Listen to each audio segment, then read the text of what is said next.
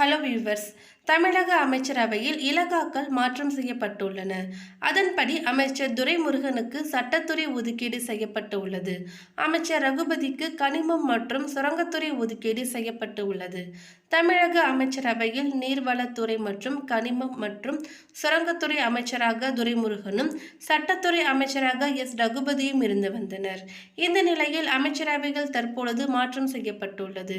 அமைச்சர் துரைமுருகனுக்கு தற்பொழுது சட்டத்துறை ஒதுக்கீடு செய்யப்பட்டுள்ளது. நீர்வளத்துறையுடன் சேர்த்து இனி சட்டத்துறையையும் அவர் கவனித்துக் கொள்வார். அதே நேரம் அமைச்சர் துரைமுருகன் வசமிருந்த கனிமம் மற்றும் சுரங்கத்துறை அமைச்சர் ரகுபதிக்கு ஒதுக்கீடு செய்யப்பட்டுள்ளது. தமிழக முதல்வர் மு.க.ஸ்டாலின் பரிந்துரைப்படி அமைச்சரவையில் இலாகா மாற்றத்துறை ஆளுநர் மாளிகை ஒப்புதல் அளித்துள்ளது. அண்மையில் மின்சாரம், மதுவிலக்கு மற்றும் கலால்துறை அமைச்சர் வி. செந்தில் பாலாஜி மற்றும் வனத்துறை அமைச்சர் கே. பொன்முடி ஆகியோரின் ராஜினாமாவை தொடர்ந்து தற்பொழுது மீண்டும் தமிழக அமைச்சரவையில் இலாகா மாற்றம் செய்யப்பட்டிருப்பது குறிப்பிடத்தக்கது.